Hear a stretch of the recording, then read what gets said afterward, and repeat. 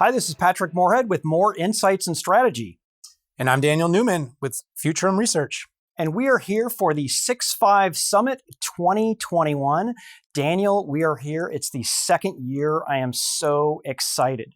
We are here to present the next Roaring 20s. This is going to be a fantastic event, Pat. We are so excited to be here. We have 50 sessions and different speakers from 30 of the world's leading tech companies and a cohort of some of the most experienced and exciting CEOs, CXOs, and top executives. And they're going to be sharing their knowledge with all of you. We're just so appreciative of the feedback that we got from last year's 6.5 Summit. You said, hey, give us more days. So we went from 2 days to 5 days. Give us some live elements. We have a live Q&A at the end of each of the 5 days. Yeah, we are going to bring an absolutely wonderful event to all of you, all of the things you're thinking about, big technology, the future, innovation, topics from innovation and 5G to semiconductors, devices. If you're interested in technology, this event is going to cover those interests. And with that, I am super excited to introduce our opening keynote speaker, Intel CEO Pat Gelsinger. Pat started his career at Intel and he spent 30 years. Now he's back home at Intel. Thank you so much, Pat. Well, thank you, Patrick and Daniel. And it's great to be able to join you here for the 6.5 Summit and really give you some of the pleasure, excitement of being back in the semiconductor industry and back in this chair at Intel. It really is an exciting time. And so, Pat, you hit your 100-day mark as CEO at the end of May, and you've made some big changes coming back to the company now as CEO. Can you tell us a little bit about what you've been up to since rejoining Intel back in February? Well, thanks, Patrick. And it has been what I've described as a torrid 100 days in coming back to the company. And first, this is the dream job that I had dreamed about many years ago. Then I took an 11-year vacation.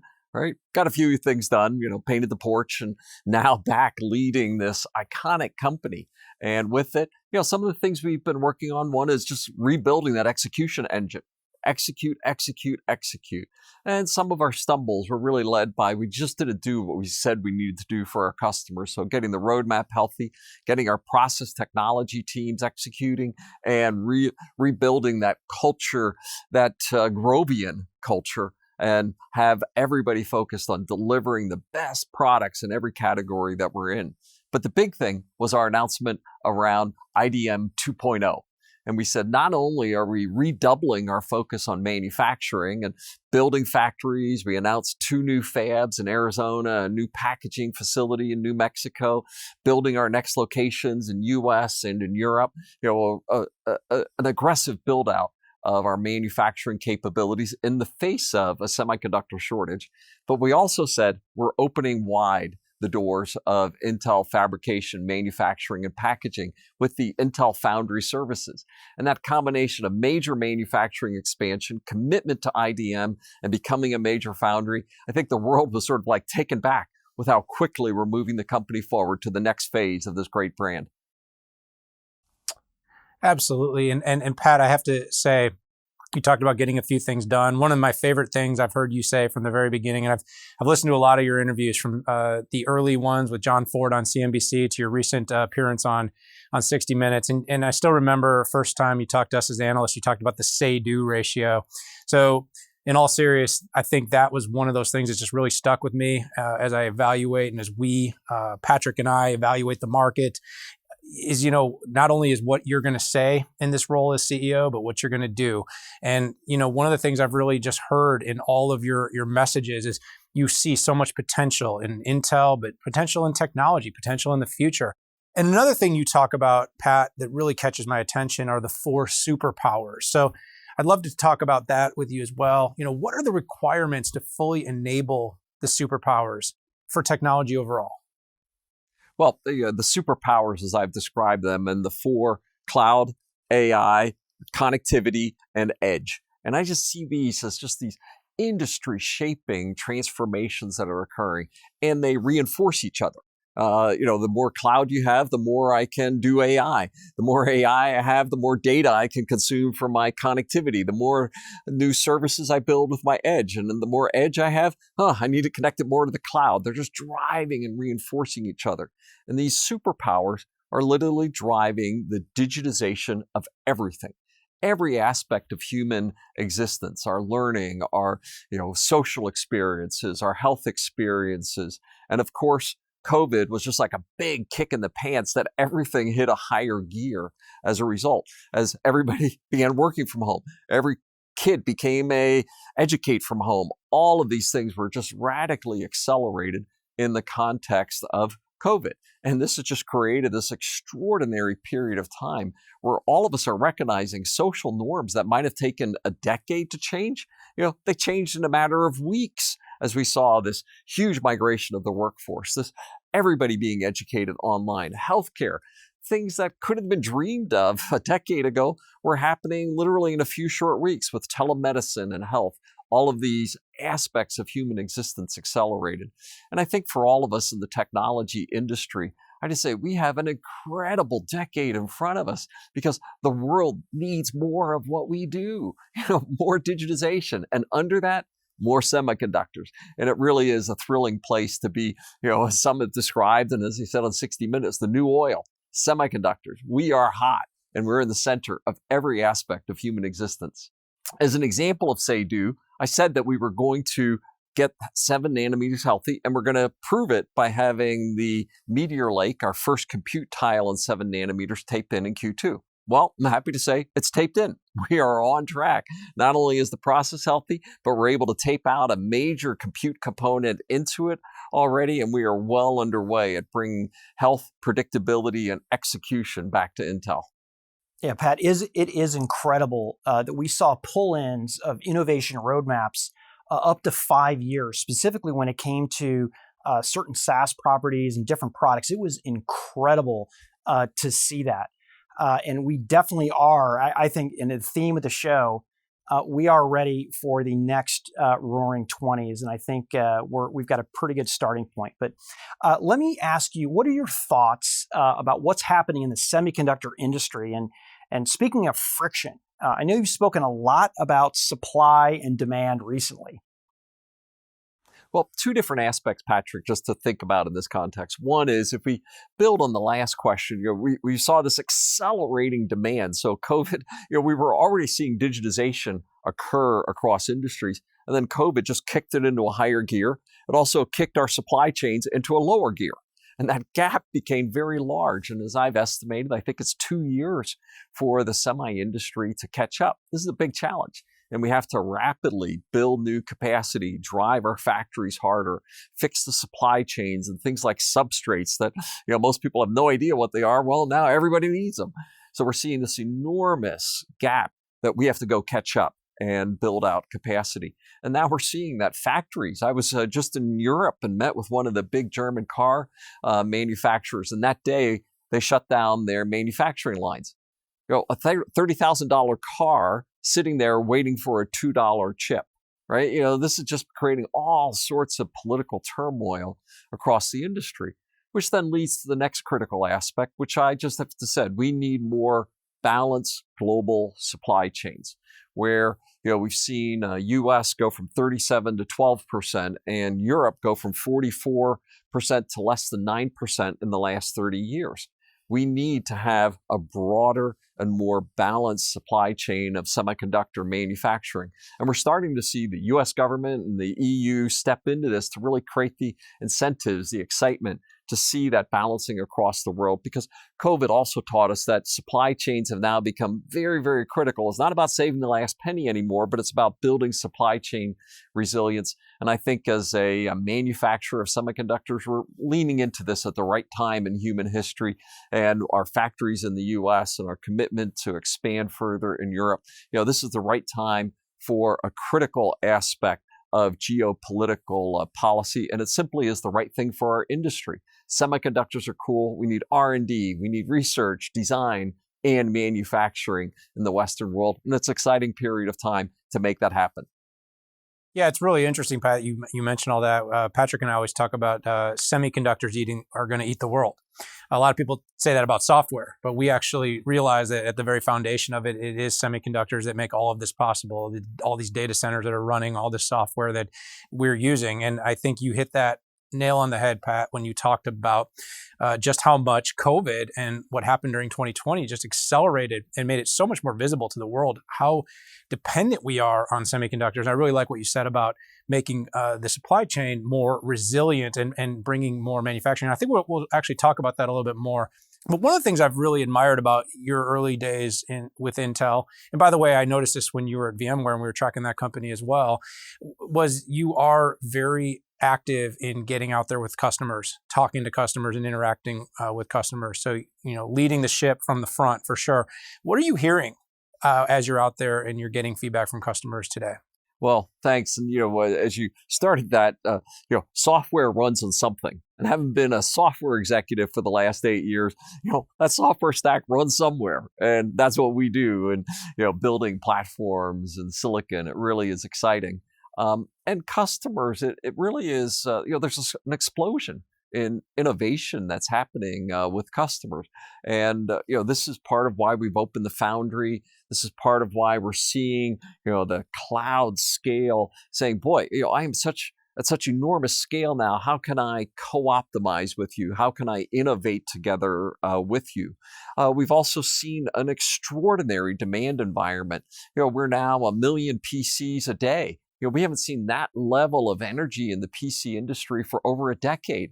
Servers are just reaching to the edge, and excitement around the 5G build out, but also things like private 5G and the smart edge environment emerging. And then, of course, the most important workload is AI and, software writing software. Just a powerful notion when you think about that ability to create self-optimizing systems and predictive systems.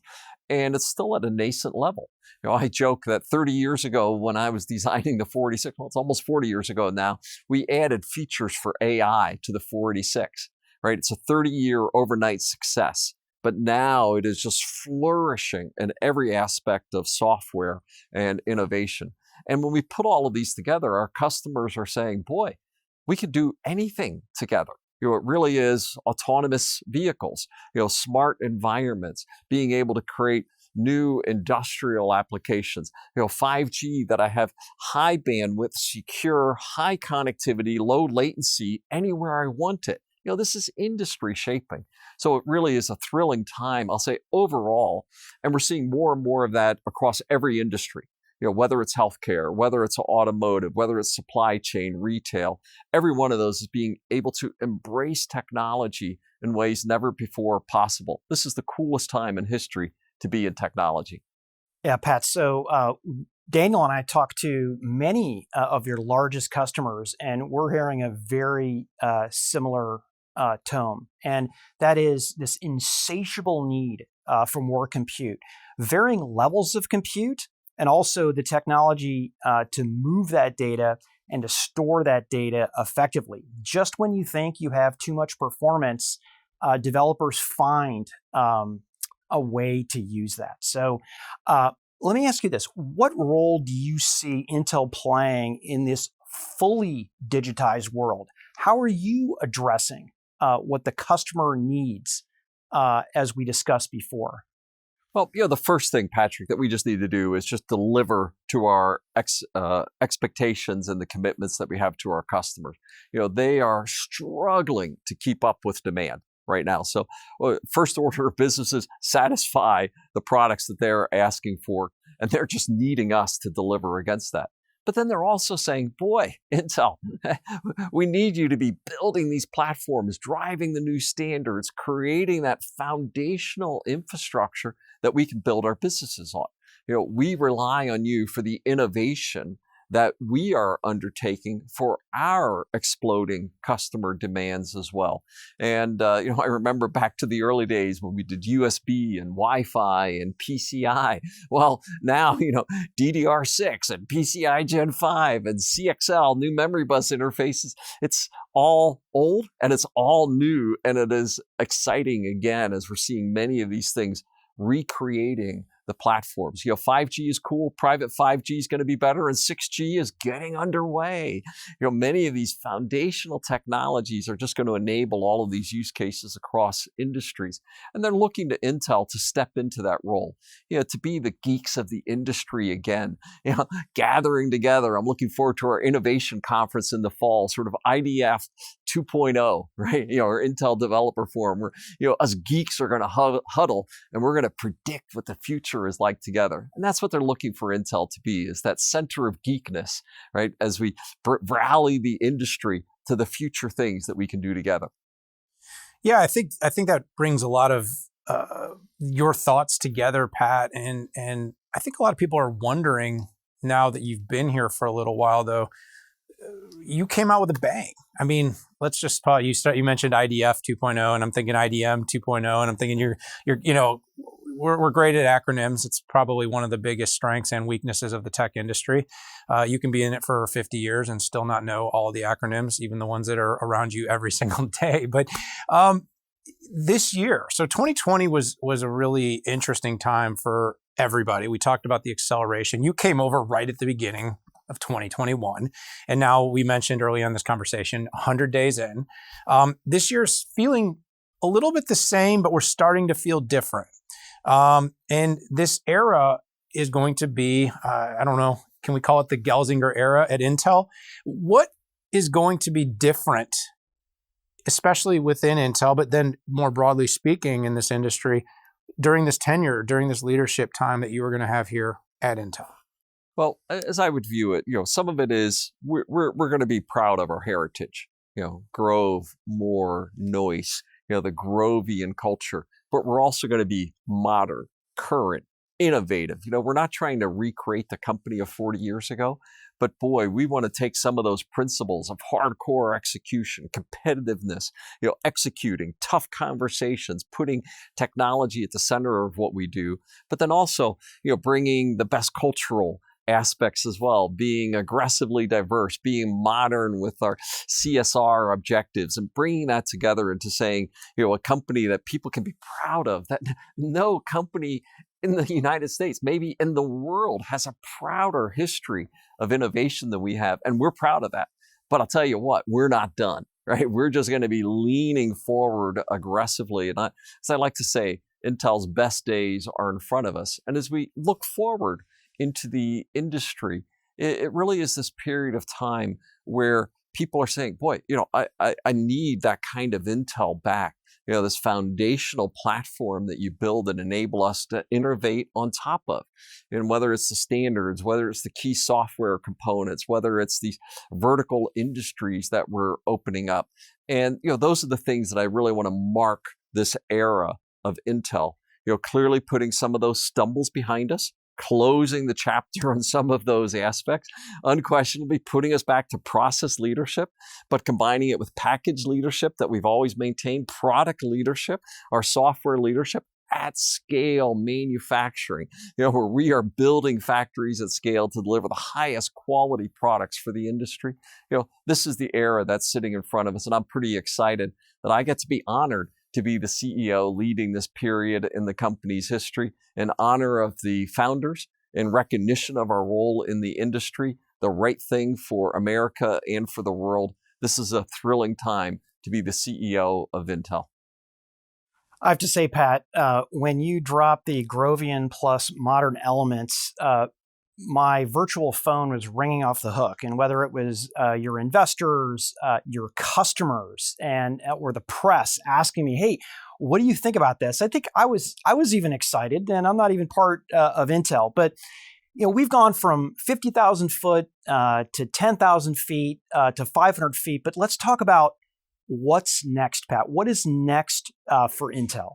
Well, a couple of areas. One, I'll say, we are on a rapid journey with what I call 53210. Right? We are going to rapidly move through the process technology generations because Moore's law is far from dead. It is alive and well in Intel, and we're going to set that pace for the industry. And later this year, we'll be describing some of those innovations that are going to allow us to keep on the front foot of Moore's law. We're also seeing at the package level that we're moving to 3D packaging technologies, that it really moves from system on a chip to system on a package as we bring multiple tiles together with advanced packaging capability. So, literally in a very small component, we're able to combine 100 billion transistors together, right? Being able to put teraflops on a chip, right? No, teraflops on a package, right? Combining all of these as a integrated delivery. As I mentioned, we're just scratching the surface on AI. Right? And the programmatic aspects of AI, writing software, I think we're just at the beginning. We got cool research going on in areas like neuromorphic computing. Some of our quantum efforts that we just released, are just starting to show some pretty interesting and compelling applications. And moving into vertical markets, we'll have the first, I'll say, broadly deployed level 4 vehicles with fully autonomous capabilities. And, all of these coming together is a platform that enables new innovation on top of it. And as the saying goes, I can see far because I stand on the shoulders of giants.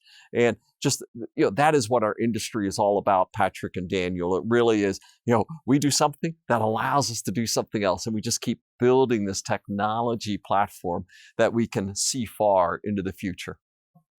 Pat, I just want to say all of this probably is a perfect summation of what we were trying to accomplish here at the 6.5 Summit as we kind of talked about the next roaring 20s. And there may not be a better technology to set that tone as the underpinning of everything that we are going to be talking about over the next 5 days, and everything that you out there, all the listeners, all the people that are attending our event are here to learn about. So Pat Gelsinger, CEO of Intel, thank you so much for joining us and kicking off the 6.5 Summit with us here. Thank you.